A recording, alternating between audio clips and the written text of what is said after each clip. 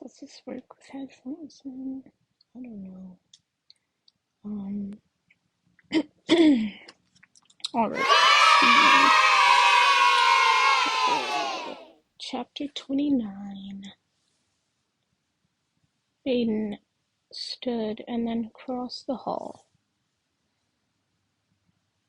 The midday sun was filtering in through the windows, making the space warm and covering everything with a slight hint of yellow. Even his dark hair looked brighter somehow. "Stalking me?" I asked. "Stalking me?" I asked, trying to be playful. The hard set of his eyes told me he wasn't in the mood. I wasn't sure how else to get a hold of you. You're so hard to find. I crossed my arms. Clearly you're upset. Why won't you tell me what it's all about so we can move on?" He made a face displeased with my offer. "I want to leave." I felt like I'd run full speed into a brick wall. "Excuse me?" "Last night was embarrassing. I asked you out and you shot me down." I held up my hand. "I never actually said no. You didn't let me get that far." "Were you going to say yes?" He sounded skeptical. I raised my arms and let them drop. "I'll never know because you got an attitude and walked away." "Are you seriously going to lecture me on having a bad attitude?" I gasped. How dare he?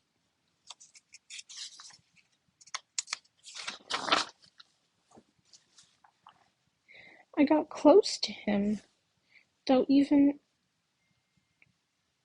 at full height. He dwarfed me by his frame. "You know I could have you punished for speaking to me that way, right? So now you're going to bully me. First you reject me, then you use me for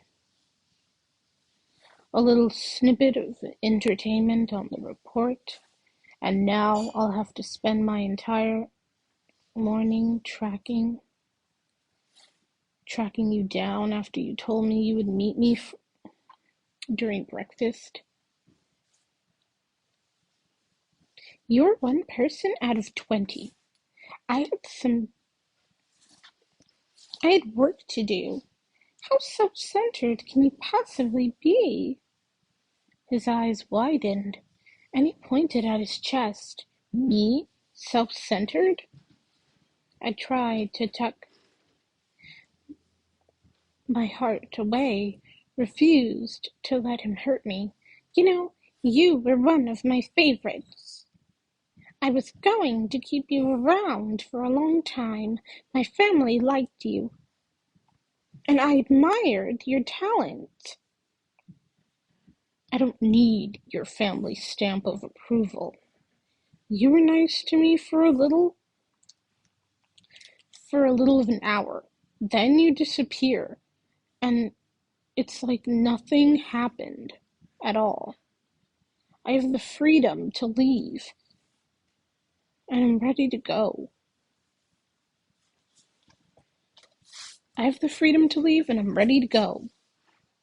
Then go." I started walking away. I didn't have to endure this. He yelled down the hall, taking one last stab at me. My friends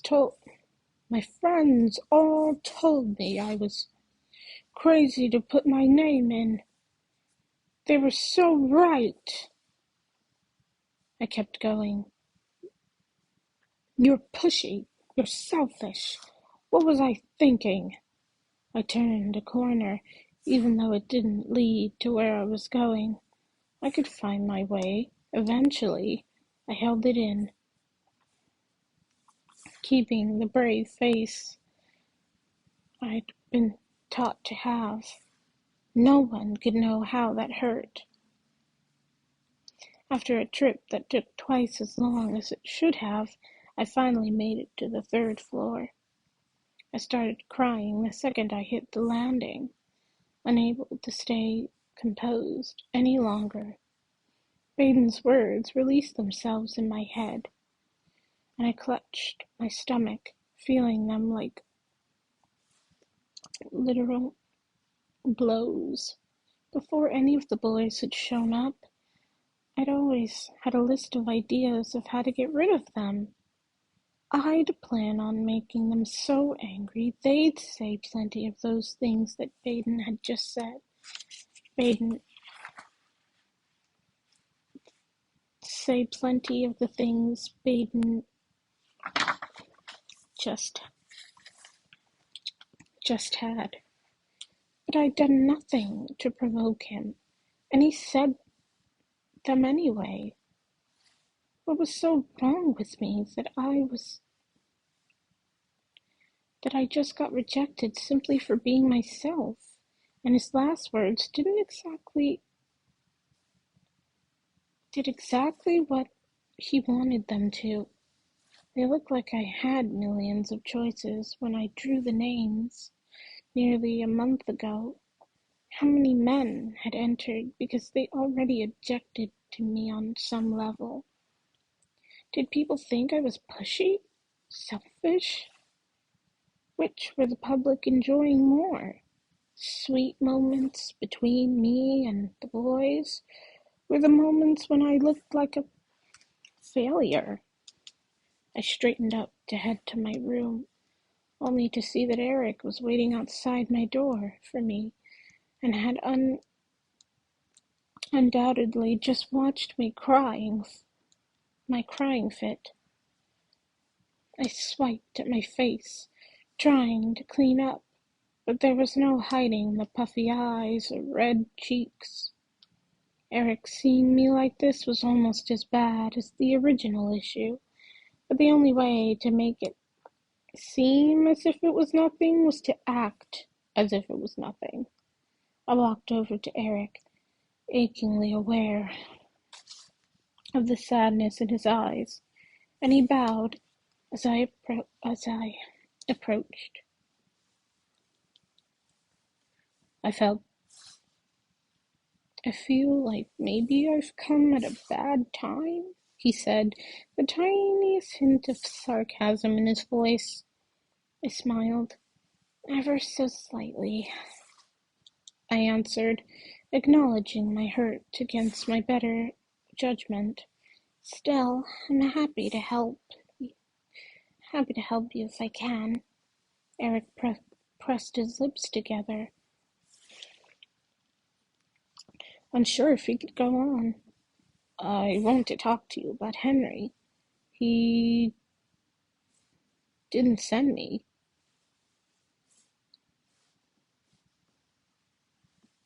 He didn't send me, he insisted, holding up a hand. I think he'd come to you himself if he could speak on his own, but he's embarrassed. Eric swallowed. He told me about the kiss. I nodded. I figured. He's afraid he's crossed a line. He said something about holding on to you and that he probably should have let go, but then he didn't. But then he probably should have let go, but then he didn't, and I shook my head. That makes it sound much worse than it was. I stood there, lost.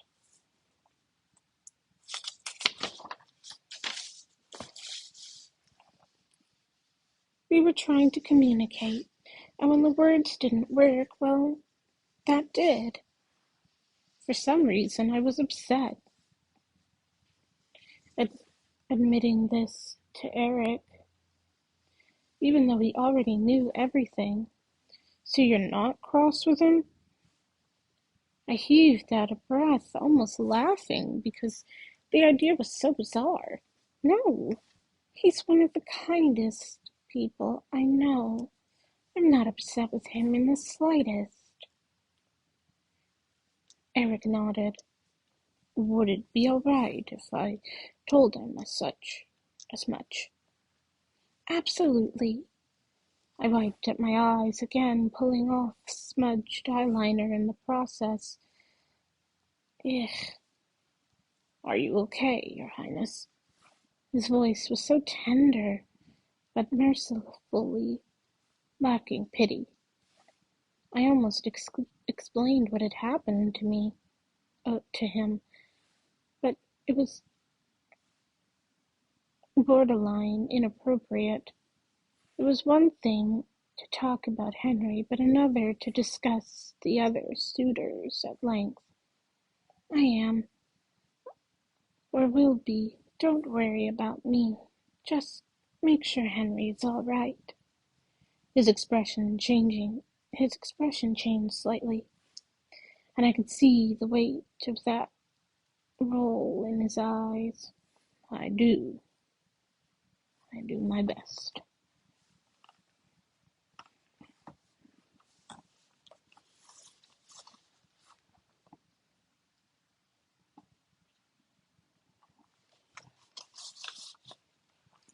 I studied him. Henry really wants it, doesn't he? Eric shook his head. There is no it. He wants you. After Baden's heart-shattering speech, it was hard to imagine this was possible, but Eric confirmed it as he went on. He talks of you endlessly. Each day in the men's parlor, I'm translating political science books to him, or trying to explain the difference between the absolute monarchy you have here and the institutional monarchy he grew up with in Swindway. He even, Eric paused to chuckle, he even studies the way your brothers walk and stand. He wants to be worthy of you in every way. I swallowed, overcome by this admission. Smirking, trying to dull the feeling, I replied, but he can't even speak to me. I know, he answered solemnly, which is why I wonder. Wonder what? He rubbed his hand over his mouth, trying to decide if he should continue.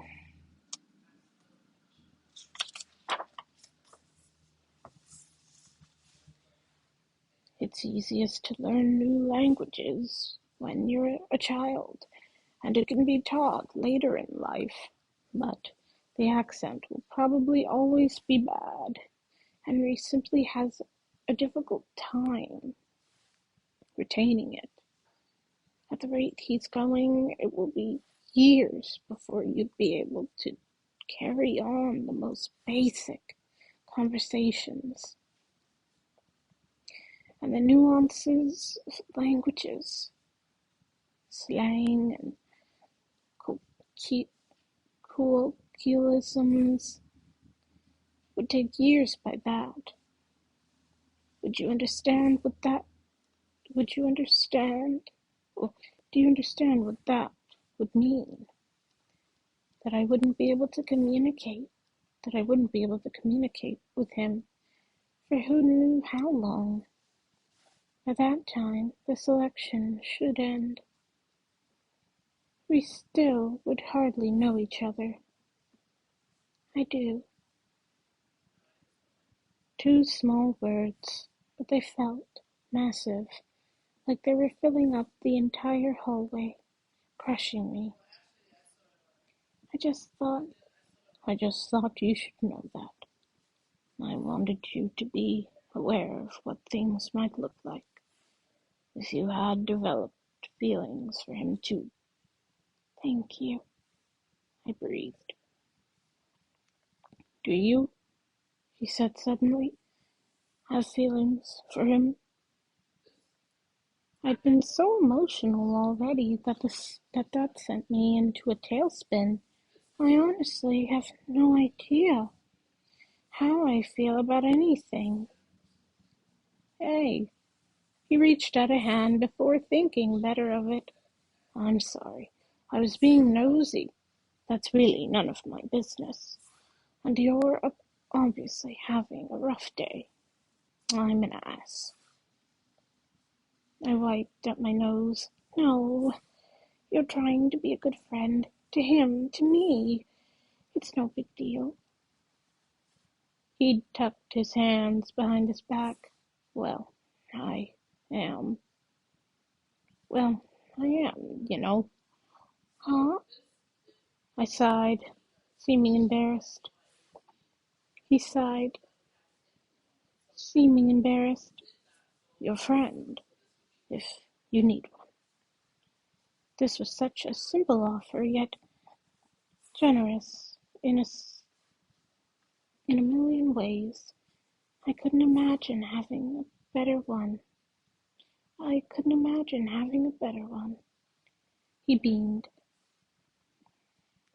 but was quiet. It, it seemed it seemed like the times when we were silent were some of the easiest. Eventually he cleared his throat. I'm sure you have some work to do, but I hate leaving you all alone when you feel so bad. No, I kind of prefer it. Eric gave me a half-hearted smile. If you say so. He bowed. Hope your day gets better. It already has, I promised, walking around him to get into my room, a kind smile on my face. Miss? Uh, Miss? Nina asked as I came through the doorway. I couldn't imagine how awful I looked. Hi, Nina. Are you all right? Not exactly, but I'll get there. Can you bring me the selection forms, please? I have work to do. Though the confusion on her face was plain, she did as I asked. She also brought a box of tissues. Thank you. I thought I was past the worst of it, but I did tear up again as I looked at the pictures, wondering who was maybe here despite having reservations and hating each of them. On the off chance it applied to them also. It applied to them all. Nina, could you get me some papers? Once again she obeyed, bringing a cup of... Nina, could you get me some paper? Once again she obeyed, bringing me a cup of tea along with a notebook. She really was too good. I tried to plot out my week.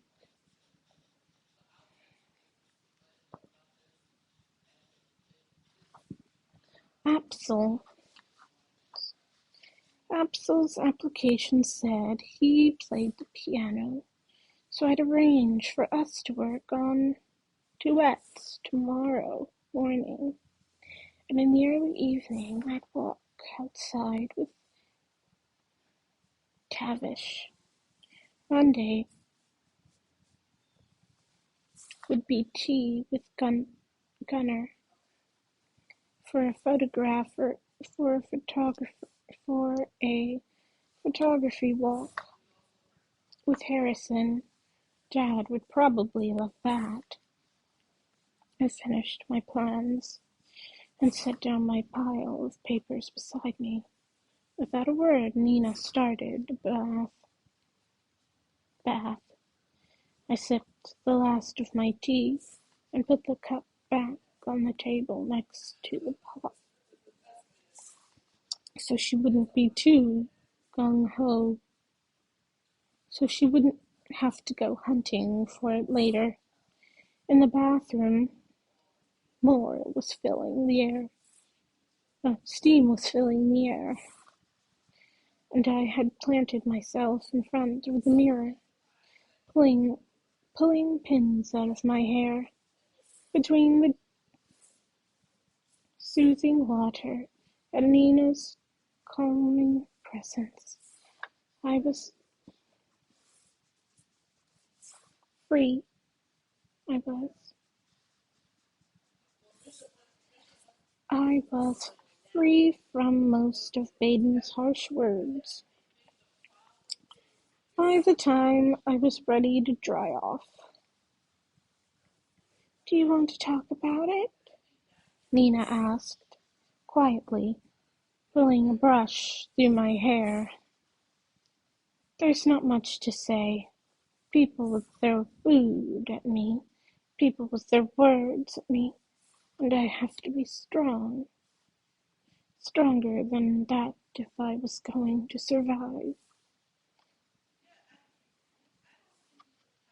She let out a disapproving sound, and I watched her troubled eyes in the mirror.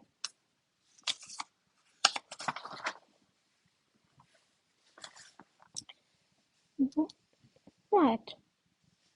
Nina stopped brushing for a minute, looking at my reflection. "For all my problems, I'd never trade them for yours. I'm so sorry." I pulled myself up. "Nothing to be sorry for. This was what I was born to do." "That's not fair, though, is it?" I thought eliminating the castes meant that no one was born into anything. Doesn't that apply to everyone, except you? Apparently. It didn't matter that Apsul's skills were so good I praised him endlessly, and it didn't matter that the photos of Tavish and me in the garden were positively beautiful. With all the work I put in, neither of those things were headline material Monday morning. Above the pictures of me and my dates was an entirely different story.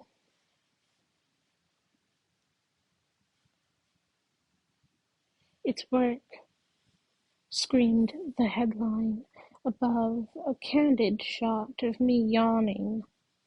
An exclusive source had shared that I felt the selection process was more work than anything, and that we make it look exciting. All I could think about was how badly I wanted to hurt Milla Warren. I couldn't blame her completely, though. Baden's expose on how staged the selection was helped nothing. He described me at length as frigid, two-faced, and distant. He spoke of our one charming moment alone, and then my intentional disconnection from him, and said there was no way he could have stayed in the palace, living under such a lie. I knew it was likely he was paid an exorbitant amount of money for a story, and that he was probably worrying about a mountain of debt for his education, but I felt certain he would have said all he would have said it all for free. Juxtaposing those stories with one of my own, with one of my weekend dates, cheapened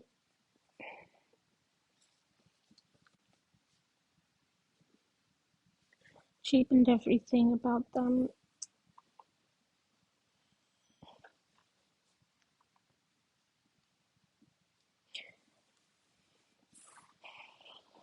It was a waste of effort, and worse,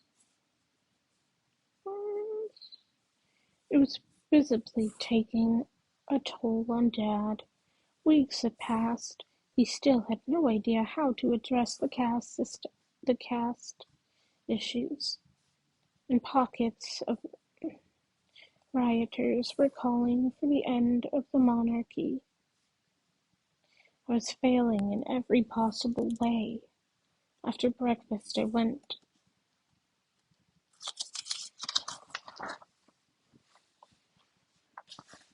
to my room, looking at my plans for the day.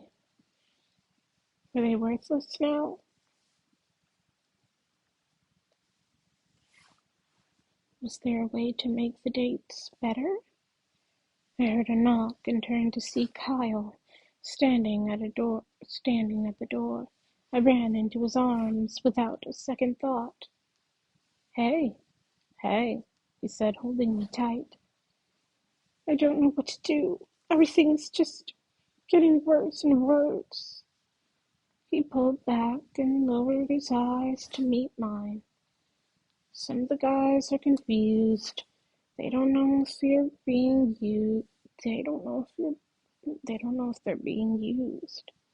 Evelyn, he continued in a whisper, presumably so Nina wouldn't hear his words.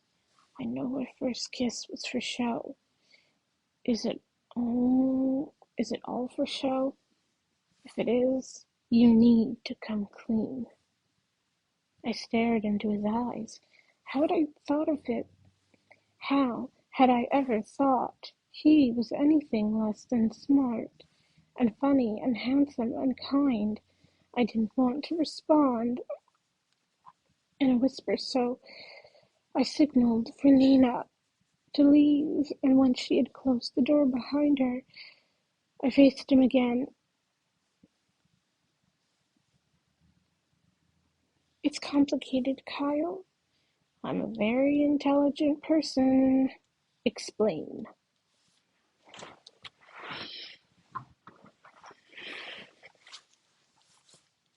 His words were calm,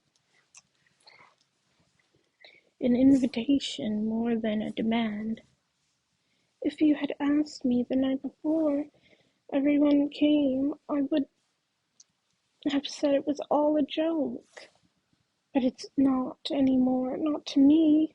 The words shocked me. I fought, caring about the boys. I was still terrified of them getting closer, even now.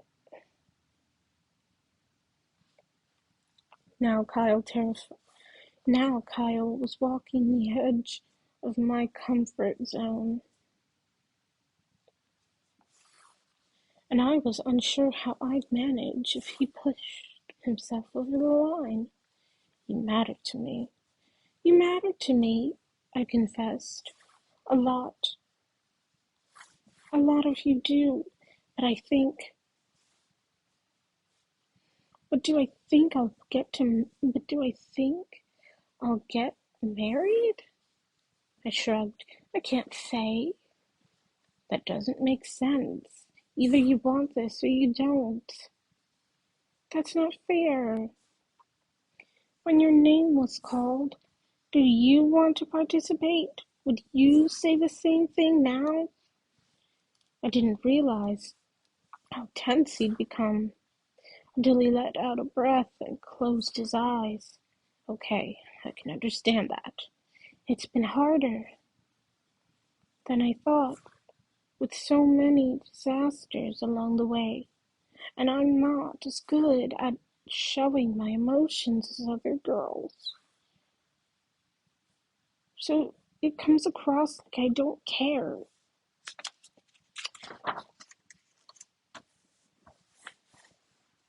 Even when I do, I like to keep things to myself.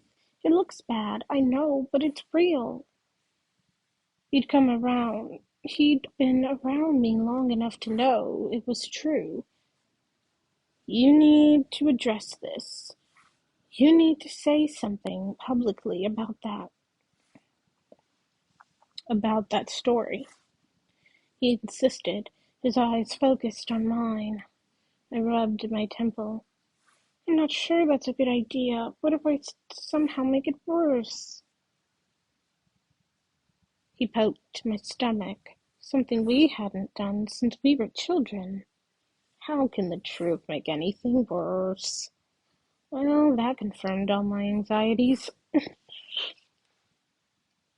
Admitting how much this meant to me now might also mean owning up to the origins of this particular selection.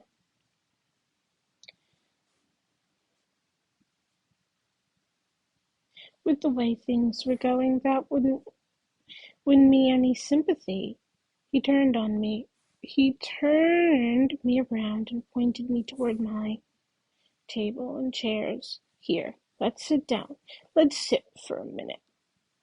I sat beside him, piling up some of our dress ideas I had been working on. Those are impressive, Evelyn, he remarked.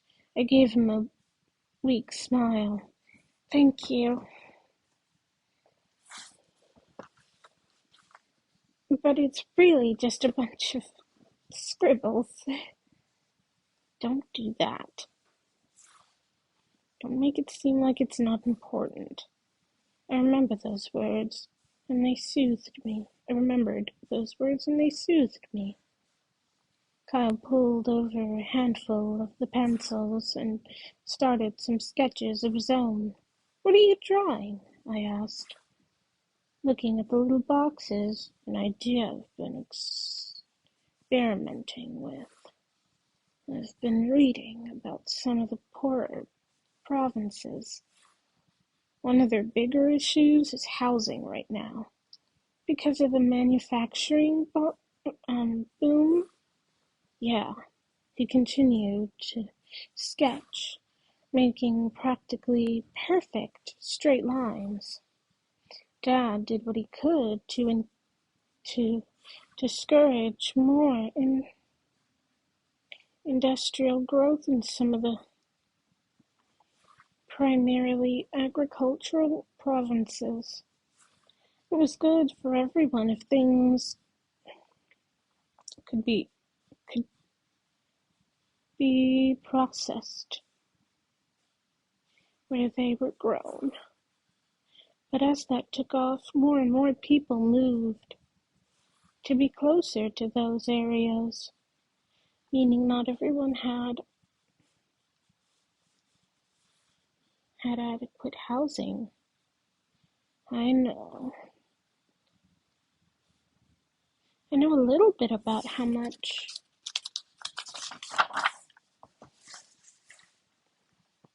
it costs to get supplies, and I figured out that it'd be possible to build these smaller huts, basically like family cubicles, fairly inexpensively. I've been playing with the idea over the last weeks. If there was someone I could get the design to, they might be able to implement them. I looked at the little structure, barely as big as my bathroom,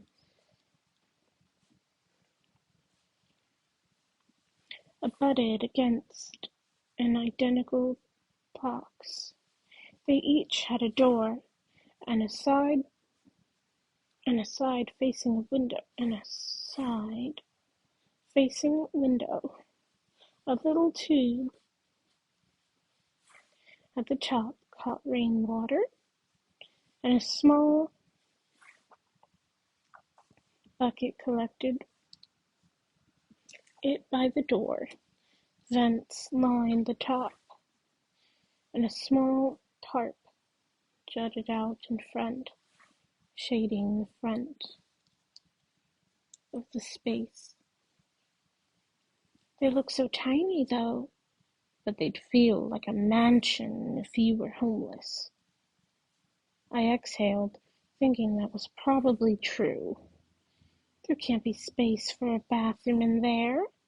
No, but most people would use facilities inside the plants. That's what I read anyway. This would be strictly for shelter, which means workers would be more rested, have better health. And there's just something special about having a space to call your own. I watched Kyle, his eyes focused on the extra little details he was adding on his work.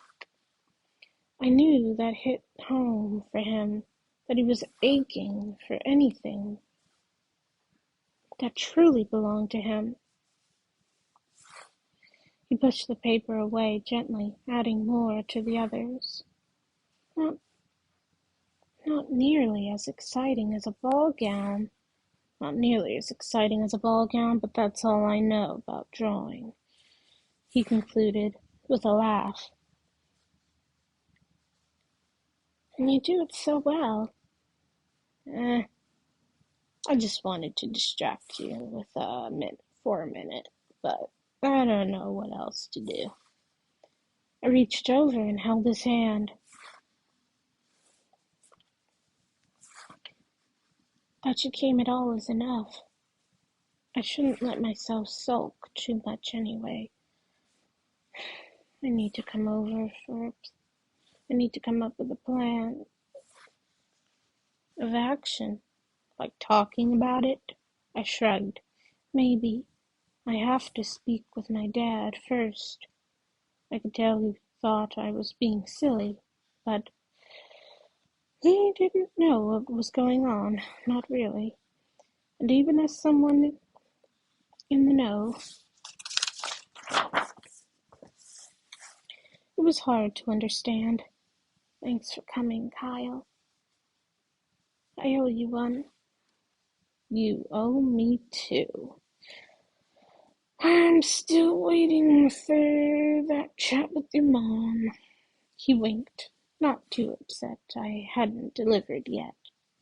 My promise was still in the back of my head, and I'd had more than one opportunity to brush up with Miss Marley. But now I was the problem, not her. It was getting harder to imagine the place without Kyle around. Of course, I haven't forgotten. He poked my stomach again, and I giggled. I know. Let me go talk to my parents. I'll figure out what to do. Okay. He put an arm around me and walked me out the door, parting with me at the stairs. From there I went straight to the office, nervous about how tired Dad looked. When I went in and cleared my throat, he popped his head up from the papers, shoving the stack of them into a drawer so I wouldn't see. Hey, sweetie, thought you were going to be working on the selection side of things this week. Well, that was the plan, but I'm wondering if that will even be of any help right now. He was crestfallen. I don't know how this happened, Evelyn. I'm sorry. I'm the one who should be sorry. Baden exaggerated things, but the best points of his story were real. And with the mayor, I said those things out loud. It's true. But I was simply venting about the work of it all. Ask Mom. She was there. Everything got twisted around. I already spoke to her, honey, and I'm not upset with you. I just can't understand why Nella would do that. It's like everyone is taking aim at us right now. He kept opening his mouth like he wanted to say more, but he was so confused about the overwhelming unhappiness of the public that he didn't know where to start. I'm trying, Dad, but I don't think it's good enough.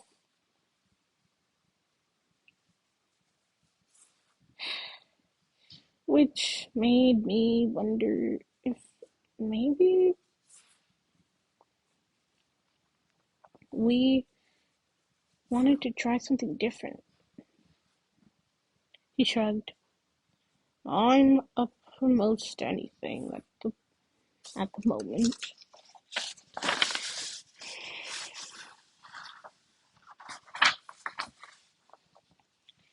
Let's switch the focus. No one trusts me now. Let's bring Camille in for a visit and let people see how in love Aaron is with her. He always does much better in the spotlight.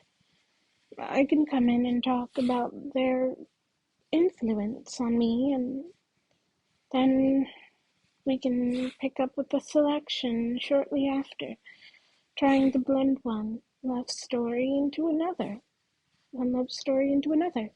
He stared at his desk, contemplating. I don't know where you get some of your ideas, but that's inspired, Evelyn, and I think Aaron will be beside himself. Let me make a call and see if she can even come before we say anything, all right? Absolutely.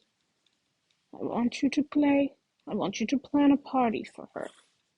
You two should know each other before you do. As if I didn't have anything else to worry about. I'll start at once. He picked up the telephone, and I went back to my room, hoping this would be enough to get things back on track.